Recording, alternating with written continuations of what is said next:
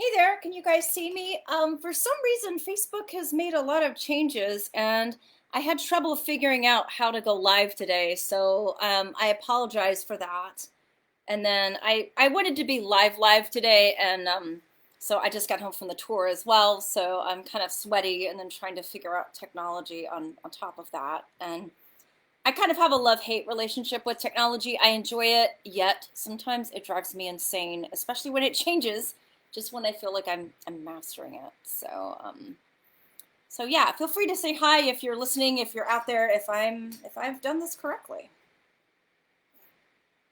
Okay, someone said hi. So all right, good. All right, well, I just got done with the tour today and we had a little bit of drama at the cemetery play out today, just a little bit. It involved close up.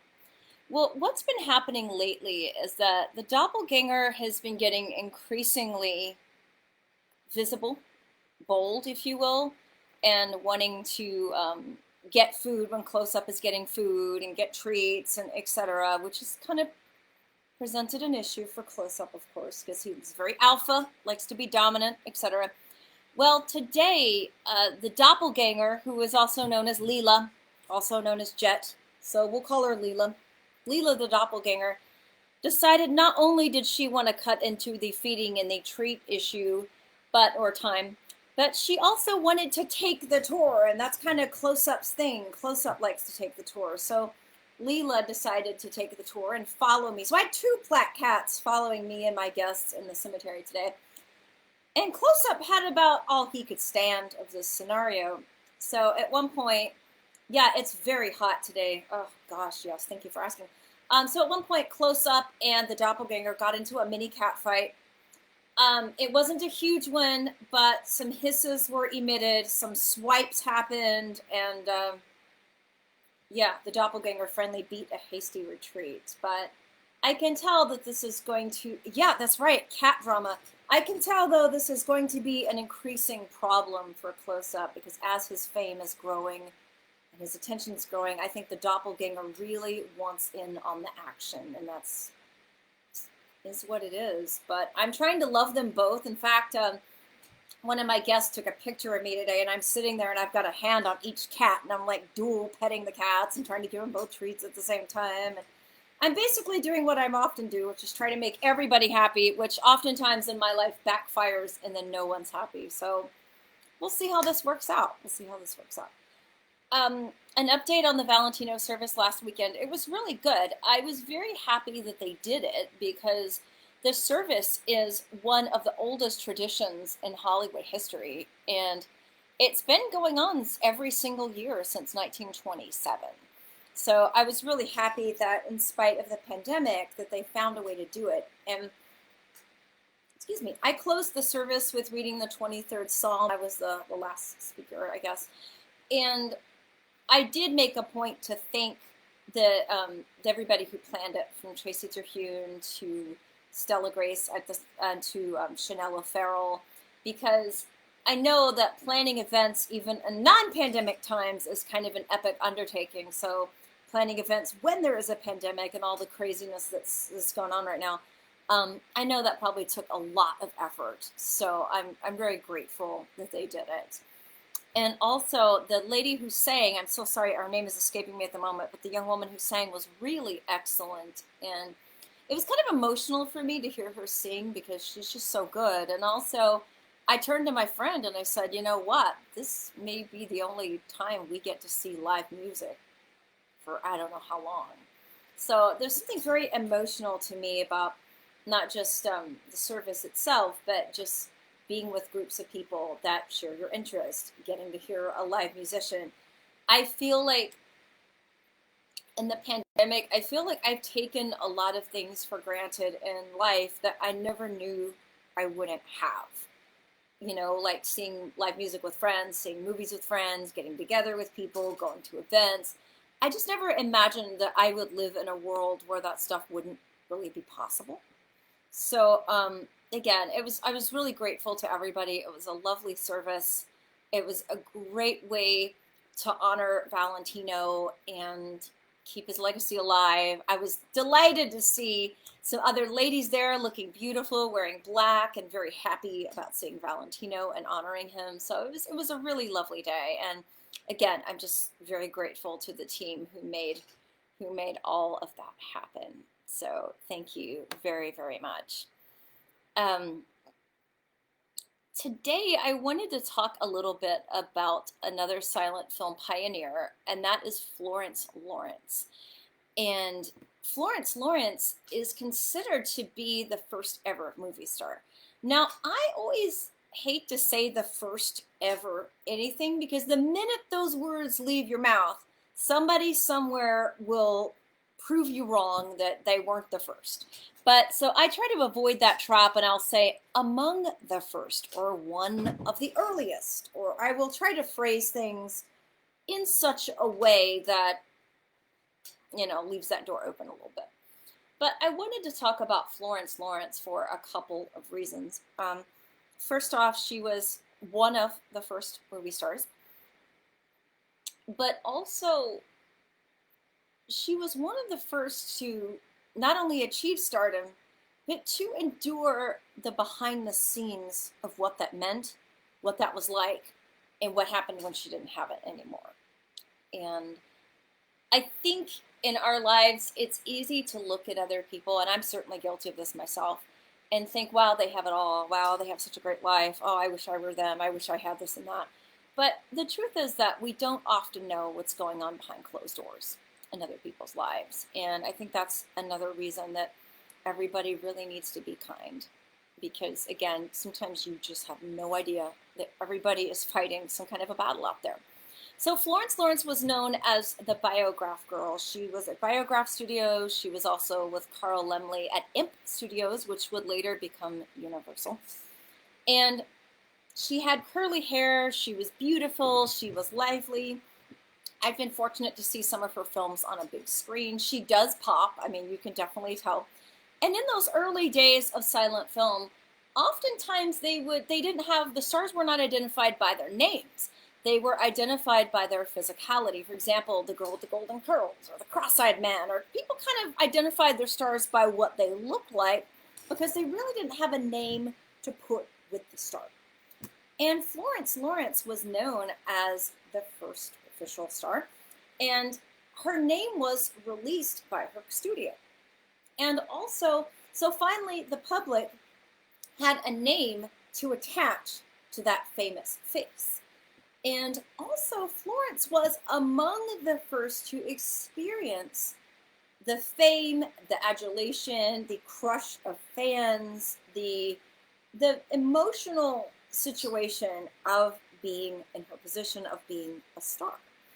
And, people can look at stars and say, oh, they're famous, they're rich, they've got these great lives. Well, they have problems too. I mean, they might look a lot different from your problems or mine, but believe me, they have them. And Florence Lawrence was one of the first to experience this kind of stardom.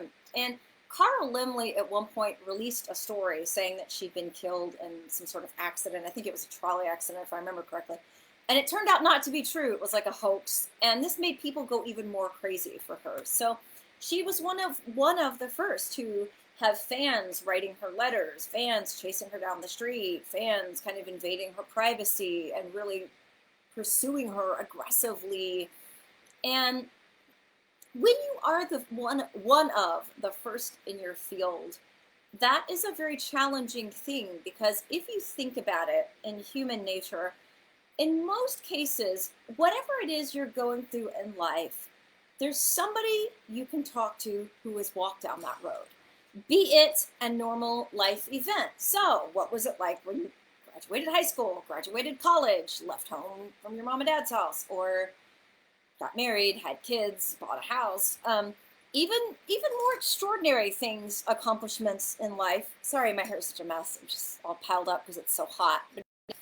Sometimes in life, even extraordinary circumstances, there are still people that you can talk to who have experienced that situation. For example, I'm sure there's plenty of people in the space program. You can go, hey, what was it like when you were in the space program? What was it like when you took home that Academy Award? What was it like when you were president of the United States and ran the White House? I mean, even those situations, there are a small number of people perhaps, but there are people you can call or talk to and say, hey, what did it feel like when you went through this? How did you handle this? How did you cope with this fame, with this pursuit of fans, with this pressure that goes with this situation? Like, how did you handle it? And in the case of someone like Florence, film was so new at that time. It was such a new medium and a rapidly developing and changing one that there really wasn't anybody she could call and say, hey, how did you handle this? What was it like? Let's have a cup of coffee. That really wasn't really possible in her situation. And yes, Florence was a big star, but two things happened. First off, Mary Pickford came along and really eclipsed Florence and sort of outshone her and became a much bigger star. And also, Florence was in a fire and helped another actor escape from a fire and was badly burned. So one thing about Hollywood and fame and all of these things is that it's incredibly fleeting.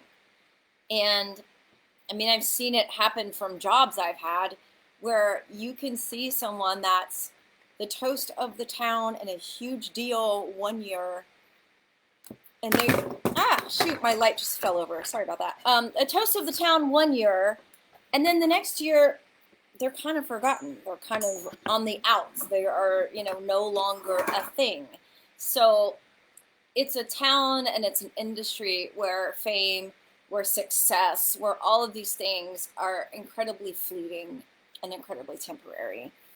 And I think sometimes having a strong support system, family, friends that love you in spite of whatever it is you're up to or what's happening to you is really important.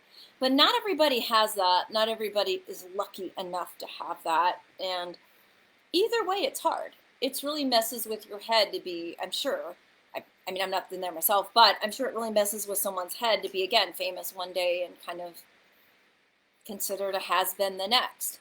And also, as with her stardom, it wasn't like there were people she could call and go, hey, what was it like when you were famous and then all of a sudden you weren't and people didn't care and you kind of lost what you had? Again, how did you cope? And I don't really think that going to therapists or support groups was a thing at that time. I kind of doubt it. So again, I try to, when I talk about history and these stars that I love, I try, in addition to just going through the basic facts of their life and so forth, I try to look a little deeper or think a little more about not just, okay, this is A, B, C, D happened to them, but also how was that to live like that? What did it feel like? What was it like psychologically to sort of be in that boat, be in that position? And again, how did you get through that? How did you survive it? And sadly, a lot of people don't. So Florence went from being a huge movie star to basically being an extra. And again, that is got to be a head trip. And one thing that makes me very, very emotional, and I don't want to cry on camera, but it's kind of how quickly a lot of these stars were discarded and mistreated and forgotten about. There's a video on YouTube, you can look it up, it's probably there right now. It's called Ghosts of Hollywood, and it's a video. It's kind of like a 1930 Entertainment Tonight, if you will. And it's about silent film studios being knocked down and demolished for sound. And it's sort of this visual metaphor for their lives, their careers, for so many stars. You just see these bulldozers and these wrecking balls just tearing down these beautiful studios where they made this incredible art. And I don't know if many of you saw that film a few years ago. There's two films. The film that Martin Scorsese made, Hugo, about Georges Méliès, and also the film The Artist, both of which kind of dealt with silent movie stars or silent movie figures who went from being critically acclaimed to being, cast aside. And like that scene in the movie Hugo when he walks in and those little kids are looking at all this stuff and he realizes they know who he is and they know what he's done and he gets angry. I couldn't help it. I just started crying so hard during that scene. And I did learn that if you weep openly in 3D glasses, you will ruin them and you will have to go to the lobby for some more. But anyway, And also that scene in The Artist, where Jean Dujardin he goes from being a big star to being kind of cast aside. And he's sitting in his apartment looking at that old film and kind of reliving his past that wasn't too long in the past. And both of those movies I loved them, and they really hit me where I live. I mean, because I think that there's a line in The Artist, or a title card, where she says, stardom is all about in with the old, in with the new and out with the old, or something to that effect. And I think Hollywood has often done that. They've often kind of, people will be built up and then torn down, or built up and then cast aside. And and when like sound came in, a lot of these stars, they were either not super young anymore, or they were just considered passe and just kind of discarded on the trash heap of history, if you will. And I think that is something that makes me so sad. And it just seems like these people were artists, they were pioneers, they were really incredible figures, and so many of them, again, were just sort of written off or dismissed or treated like yesterday's news. And they all deserve a hell of a lot better than that. And so, again, like honoring these stars, talking about them, talking about their lives, encouraging people to learn about them is kind of one of the things that really gets me out of bed every day. And you know what happened? The last episode, I talked about a young person that I met that loved old Hollywood. Well, about a few weeks before the pandemic, I had a 13-year-old girl call me out of the blue. And she was doing a school project and a performance piece about Florence Lawrence. And she'd already gone to a film archive, to a library. She'd done all this research. I told her if she got really sick of her parents, I would gladly adopt, because she would totally love living with me if she loves silent movies and cemeteries. But anyway, I digress.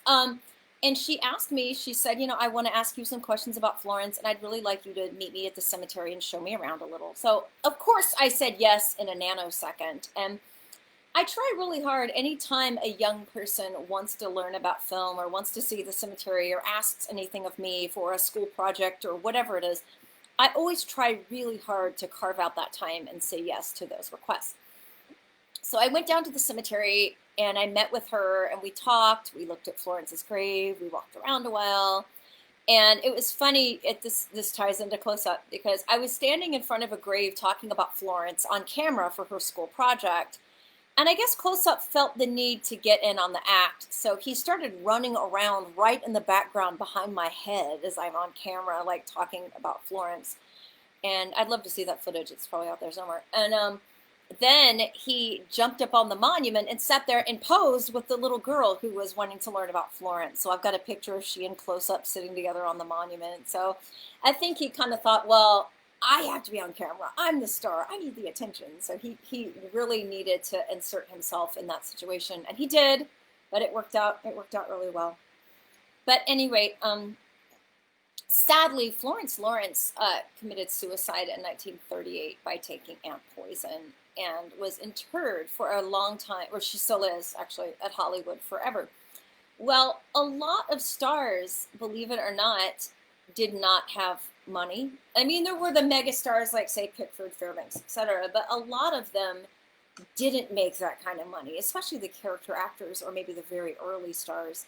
Also, you have to understand too, at the time, they didn't have residuals the way we do today. They didn't have, I don't know, there was a lot of things that they didn't have back then. And also, a lot of stars spent money very lavishly. And then I think a lot of them thought, this is never going to end. This will just keep going on forever. And the sad truth is that's not always the case. So a lot of actors, believe it or not, wound up in unmarked graves, including Florence. Well, child actor Roddy McDowall, as an adult, he heard about Florence's story, heard about her being in an unmarked grave, and he wanted to do something to rectify that situation. And so he paid to have Florence Lawrence get a marker. And Florence is right to the left of the groundskeeper's cottage, which is this beautiful stone cottage on the property at the cemetery.